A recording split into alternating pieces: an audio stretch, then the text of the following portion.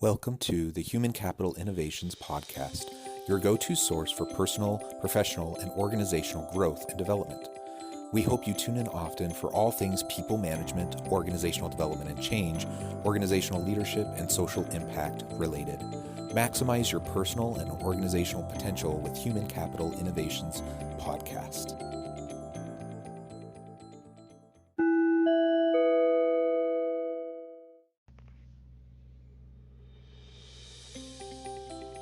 Welcome to the Human Capital Innovations Podcast.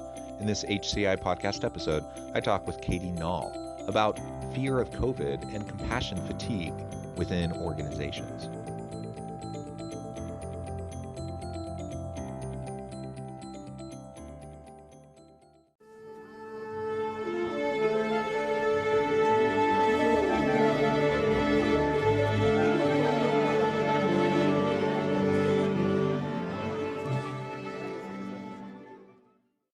Katie Nall, welcome back to the Human Capital Innovations Podcast.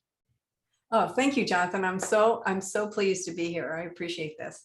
Yeah, I'm super excited to be able to chat with you again. We last met and discussed issues back in May, I believe. We were talking about EFT and tapping and some of the issues around that, emotional freedom technique. And it was a great conversation. And I found it particularly helpful myself and got good feedback from listeners. So it's great to have you back. Today, we're going to be shifting gears a little bit and talking about fear of COVID and compassion fatigue within organizations, generally speaking, but also specifically within the leadership ranks, because leaders have taken on a big burden over this last 18 months. They've been expected to show compassion and empathy and to really help and support their people. And, you know, that's wonderful. That's what good leaders should do, right? But it does take a toll when we're in unprecedented, uncertain times, and we're constantly trying to adjust and to pivot and to make those types of transitions while also keeping everything in mind for the needs of your people. And often leaders don't have people looking out for them. So they're bearing the burden of everything in their own personal lives and having to deal with the pandemic, but they're also trying to, take care of their people. So we'll explore all of that together during our conversation today. As we get started, I wanted to share Katie's bio again with everybody. Katie Nall is a Florida mathematician, a TEDx speaker, a professional member of the National Speakers Association, and an accredited master trainer and practitioner in emotional freedom technique, also known as EFT or tapping. Dr. Nall enjoys showing others how to dissolve their waffles, worries, anxieties, fear, frustration, lethargy, and exhaustion, and stress. I love the acronym there, and I love everything that you do. It's a wonderful thing. You're doing some important work. Before we launch on into the conversation, anything else you would like to share with listeners by way of your background or personal context? No, I will tell you that this summer, my husband and I celebrate our 48th wedding anniversary.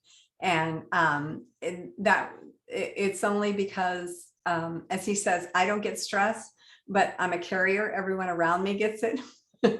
And he can just diffuse it. So we were excited to be able to have that many years together and to still hang in there. Well, congratulations. That's wonderful. My wife and I hit 19 years. Whoa. And so, we're excited about that. But we have a long ways to go before we get to 48. Yeah. Well, very good. So thank you so much for joining me again. As we launch on into the conversation today, perhaps we can just lay a little bit of groundwork and background and context to this. I did a little bit in the introduction, but how would you like to frame this current situation we're in? We're 18 months into this pandemic. More or less, I think we've kind of figured out how we're going to respond, at least in the immediate, here and now, but we have still long-term uncertainty. And frankly, organizations, are struggling with, do we bring people back in person? Do we have a hybrid work environment? Do we keep people remote? How do we take care of the needs of our organization and have good, strong organizational culture if people are scattered and not together in the office? Like, these are all the types of things people continue to think about and to worry about, as well as the health of their people. anything else you would like to share by way of kind of your own framing of this as we get started? Jonathan, what I'm seeing is very diverse responses. It depends a lot on socioeconomic and culture. I work with a lot of nonprofits, and they're seeing a lot of compassion fatigue. These people are compassionate, want to help others, and they were at their limit months ago, and they still know that they have to keep going. In terms of the leaders are at their very top too, and so many of them, we don't know what we're doing, right? Dr. Selne said that the top 3 reasons for stress are uncertainty, lack of information, and loss of control. We're hitting all 3 of them right now.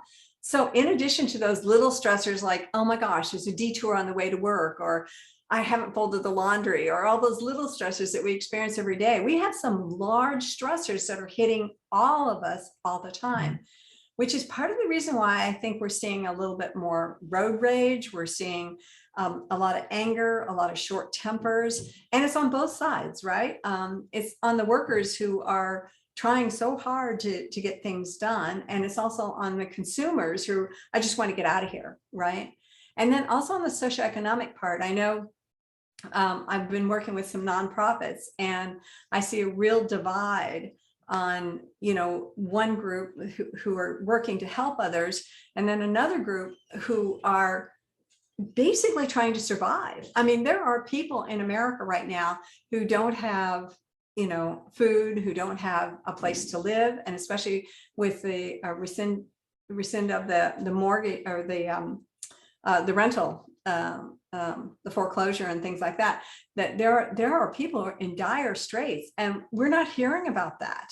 So I think everybody is kind of like stretched. So it's even more important now, more than ever, to get a handle on our own personal stress level and what we can do to combat compassion fatigue in ourselves, and each one of us individually, regardless of where we are, and especially for leaders, to be able to give clarity, to be able to have a direction for people to go. They need more something that they can count on, because so much is, they can't count on anything, and that's a real struggle.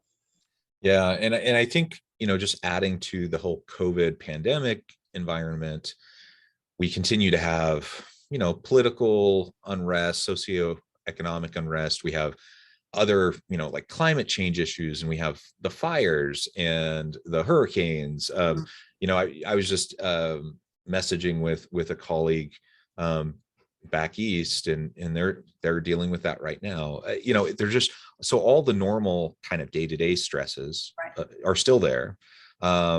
We seem to just be having heightened levels of, we have drought, and we have fires, and we have natural disasters. Like, that adds a level. We still have the pandemic going on, and we're still, speaking for the US now, but in the US still, we're a pretty fractured nation in terms of divisive politics and such. And so, like, it's just, piled all on top of each other. And so it is a challenge to navigate all of this, certainly.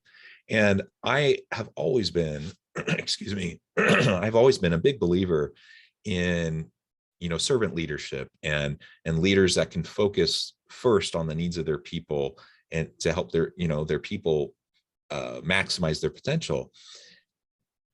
But that takes a tremendous amount of emotional energy and self-awareness from a leader to be able to do that in a meaningful way. And when they're trying to do that, expected to do that at increasing levels, more than ever before, while dealing with more than ever before, everyone has their breaking point. There's only so much people can handle. And I do worry about that. I worry about burnout. I worry about just the mental health of everyone, but certainly, it's something we have to be concerned about for everybody. But of our leaders, are our leaders getting the mental breaks that they need? Are they getting the support that they need? And for most, I would say the answer is no. They're just kind of dealing with it, and there's only so long everyone can deal with that before you're going to start to see cracks, and you're going to start to see other negative manifestations of the strain that is on leaders and organizations right now. I agree, Jonathan. And I see that I facilitate a mastermind for entrepreneurial leaders. And one of the biggest things they say is they're so glad they have that community of support. Because if you don't have a community of support and you're out there on your own, we see, I'm in Florida and it's a hotbed of everything right now. And I read every day about another school board member, which is a paid position. It's a paid leadership position in Florida. And these people are resigning like crazy because they don't want to deal with the controversy. They don't want to, and they have no one else to turn to. So I think it's that feeling of isolation coupled with that sense of responsibility. And those two things together are just too much. And you don't want to lean down, into your vice presidents and your others. So working with presidents and leaders of corporations has been fabulous to be able to help them get a sense of stability and really a sense of understanding. Because so many people, when I talk to them about stress, and one of the things I ask them, as you well know, is where do you feel it in your body? And most people are like, in my body? We think it's like something in our mind, but where are you feeling stress in your body and how it's impacting it? One of the biggest things to recognize is that when we are on our sympathetic nervous system, our stress nervous system all the time, we are negatively impacting our body. We're not giving our body a chance to rest and recuperate, to digest, to heal. And we are destroying our immune system. And right now, more than ever, we have to strengthen our immune system. And that's why it's important to recognize this sense of isolation, this sense of responsibility that can be a breaking point if you don't recognize it. Yeah, so let's talk about that a little bit more. Recognition is the first step, right? Self-reflection, understanding where you're at. Are you coping okay? Or are you feeling overwhelmed? Are you getting close to burnout? We need to do that work within ourselves so we can understand that, right? And if there's no shame in just admitting that, just recognizing, yeah, this is really hard. Everyone will understand if you come to that realization and try to take some personal time, for your mental health and just for your own well-being. So start there. Of course, we need to have that kind of realization. We need to be honest with ourselves.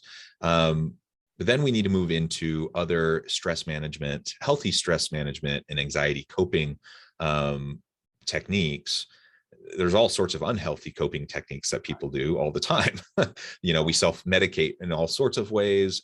There's just so many different things that we do that aren't going to make it better. They kind of provide relief in the short term, but in the long term, it just takes us down a negative spiral. So what are some of the things that we should be thinking about? I suppose, as a leader, both what can I do for myself to make sure that I'm practicing self-care and managing my stress and anxiety effectively, but also, so I can model for my people and empower them to also do those same types of things. What are some of those tactics, those techniques and strategies? So you're so right, Jonathan. Recognizing it, first of all, just both in yourself and also recognizing the others. So if the three characteristics of stress are uncertainty, lack of information, and loss of control, as a leader, you can make things certain and reliable and consistent, right? That would help. You can know what they say, there's no such thing as a good surprise, no more surprise, and giving them a sense of control. There are so many things that you can do as a leader within that arena.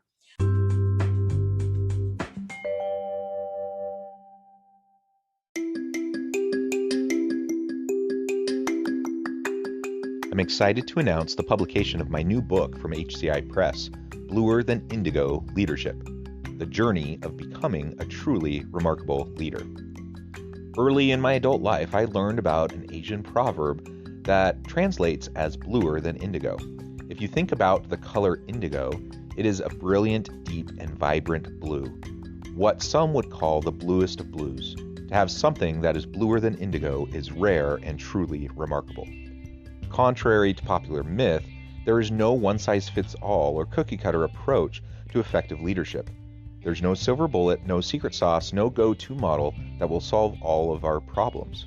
The truth is, great leaders have all had their unique strengths and flaws, and have all had to discover and then pave their own distinctive path in their life's journey to fulfill their leadership potential.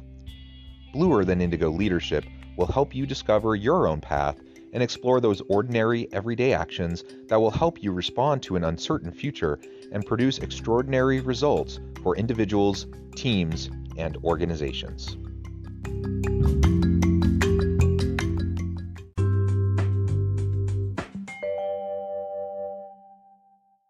And surprisingly, one of the best ways to combat stress and to increase your immune system is laughter.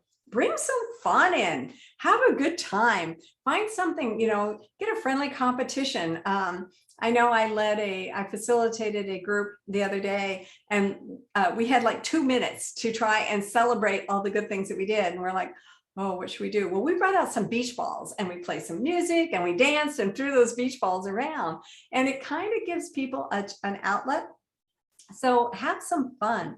Of course, there's always yoga and meditation and all those things that we say we're going to do and we put off.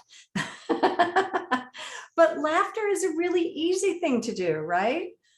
Now that would be for individually. As a leader, I was so impressed to read about Nike closing down their corporate offices for 1 week. I thought that was brilliant. Giving people a chance to breathe, giving them a chance to, catch a breath. And I couldn't find in the article whether it was paid or not, but the clients I've been working with, Jonathan, are like, I don't care. I don't care. But having a week off where I'm not going back to a week's worth of work, right? Because if you have the whole company have a week off, then there's not going to be 3,000 emails to come back to like you do after a vacation. I thought that was kind and just a real compassionate leadership thing to do, is to recognize the stress and what people are going under, and then to provide an outlet for them. I thought that was brilliant.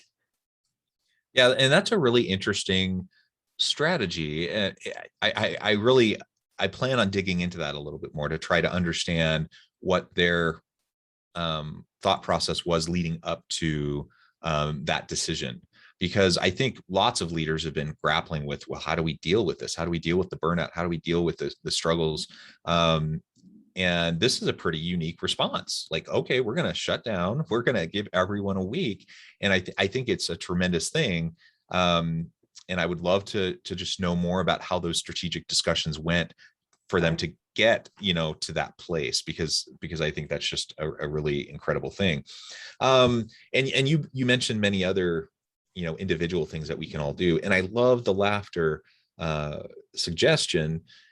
Can we find ways to just lighten the mood? Everyone is there's so much just tension and kind of darkness hovering over everybody nowadays. Yeah. Can we just find ways to lighten the mood and give people a chance, like you said a couple times, to take a breath and relax a little bit?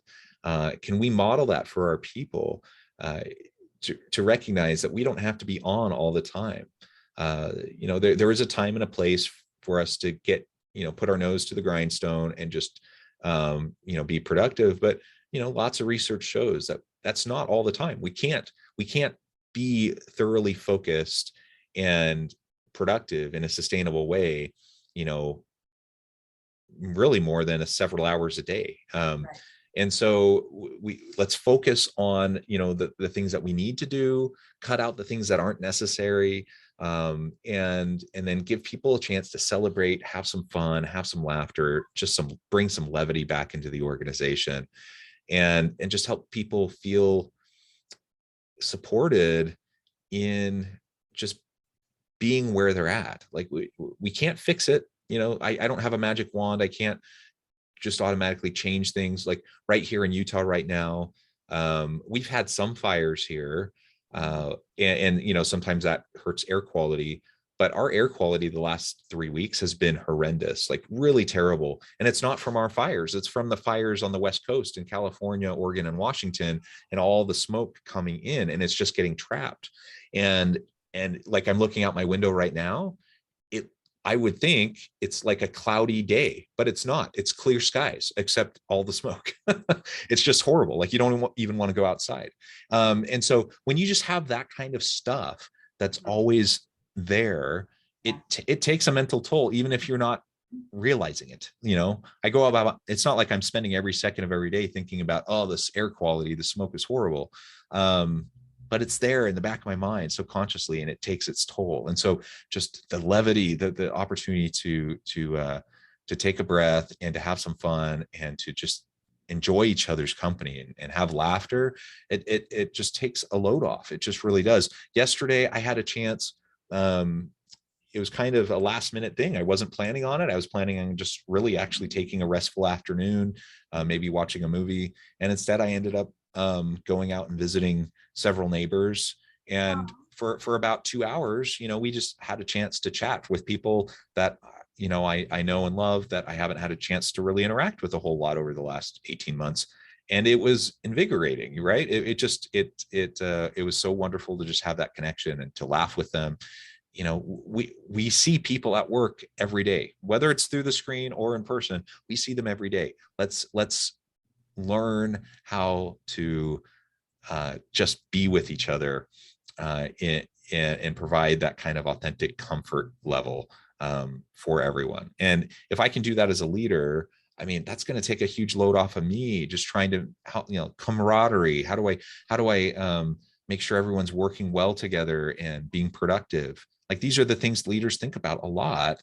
And if you can just create an environment where people can be their authentic self and just be comfortable with each other and laugh, that's a big part of the battle, I think. And there's so many easy things that can be done, Jonathan. For instance, and I apologize, I think they're doing some work outside of my window, if it's disruptive. There's so many easy things to be done. Like I've heard of one young mother who had an infant child that wouldn't be quiet. And so during the staff meeting, the leader said, bring the child in your lap. And that was such a loving, kind, thoughtful, compassionate thing to do, which calmed the mother down, calmed the baby down, and nobody minded. Another thing I know in our mastermind, whenever somebody has a birthday, we do a Zoom version of singing happy birthday to them. And I will admit, none of us are singing quality at all. So it ends up being a laugh fest. And so doing things like that, singing a song together, dancing together. I know sometimes in some of the presentations I do, I'm like, okay, everybody stand up, we're going to move, and we do some dancing. Dancing is a great way to relieve stress and to allow to build your immune system. Some very simple, inexpensive things can do. Yeah. Where it can drop your stress level, increase your immune system, which is also going to increase productivity. One of the things that I offer when I work with corporate clients is, in addition to speaking to the group, I will offer a certain number of tapping sessions that they can use for whoever they want, whenever they want. And so they have different tapping sessions. So maybe somebody needs 3 tapping sessions and somebody needs none.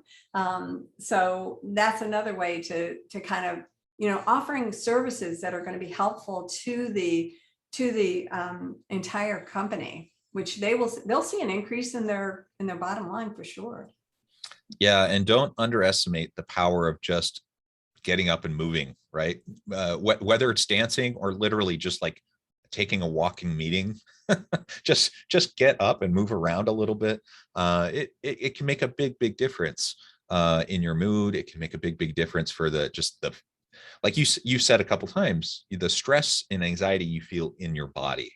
When I get up and move around, it's like a physical release. Like I can shed some, not all of it, but I can shed some of it. And so we just get stuck behind our screens way too much for way too much of the day.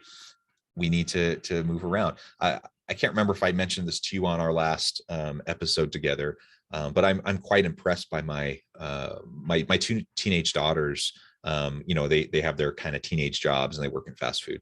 My oldest teenage daughter, she works at In-N-Out. It's a hamburger company and a fast food place. But they're known for just being really good to their people, a people-centric organization. They treat their employees very well. So my high school, teenaged high school student daughter who's working at this fast food place gets treated so well, like so much better than I probably was ever treated in any organization for a really long time, right? And it always impresses me, like what they do. One of the simple things they do, though, is think again, this is fast food, right? Not a place we normally consider to be like the epitome of people-centric organizations. But they make it a requirement that their employees take stretch breaks. It's like every 45 minutes they have to stop what they're doing and they have to take 5 minutes of stretch breaks. No joke. Isn't it amazing? And so it's just part of their routine every day. And of course they stagger, so they still have coverage, and people, the customers get their food and everyone's happy, but they get that just consistently all day long. And so whether my daughter's working a 3-hour shift or an 8-hour shift, she's getting just the consistency of not only being on her feet doing the work, but taking time to just take a mental break, take a stretch break. And there's so many reasons for that, right? There's so many health reasons for that. And I'm sure In-N-Out has thought about, the productivity gains from that kind of a practice. They thought about the reduction in workplace injuries that come as a part of that. So all that goes into it.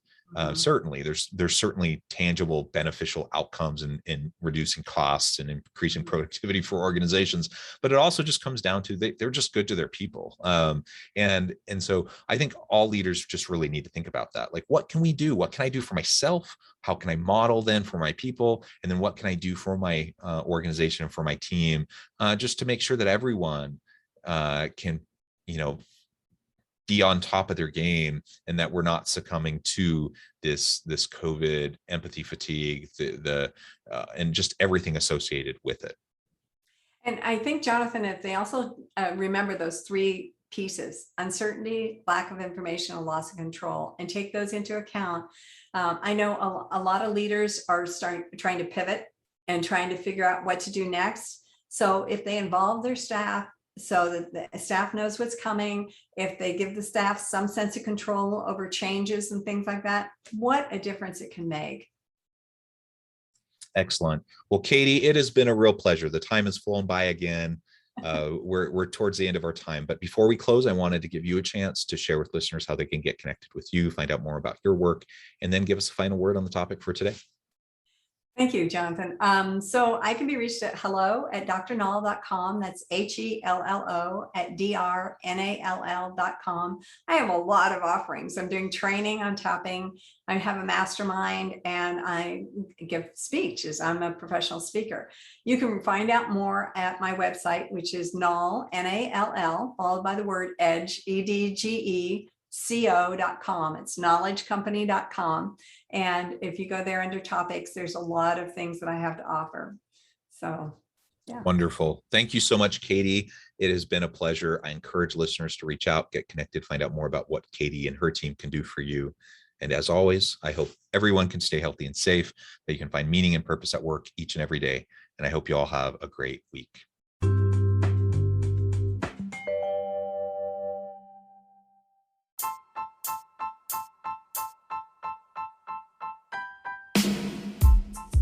The alchemy of truly remarkable leadership. Ordinary, everyday actions that produce extraordinary results. Consider how the nature of work has shifted over the past 50 years. With increased globalization, rapid technological advancement, and the shift in economic composition, the average job of today looks very different than the average job of 50 years ago. What will the jobs and organizations of tomorrow look like? Moreover, what does this all mean for organizational leaders? What are the core competencies and capabilities of organizations and their leadership that are prepared for continued disruption and geopolitical and socioeconomic shifts? Regardless of what the future holds, increasingly, leaders need to be socially minded, data-driven, decisive, champions of talent, and disruptors of the traditional notions of leadership, teams, organizations, and work. The alchemy of truly remarkable leadership will help you to explore your own leadership competencies and capabilities and consider ways to apply and implement them into your workplace and personal life.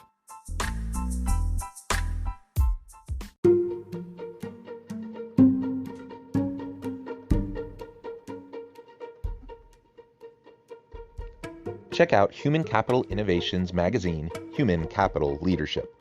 Human Capital Leadership is a free, interactive e-magazine with the mission to help individuals, leaders, and organizations find innovative approaches to maximize their human capital potential. We publish issues quarterly in August, November, February, and May. Take a look at the latest issue and let us know what you think.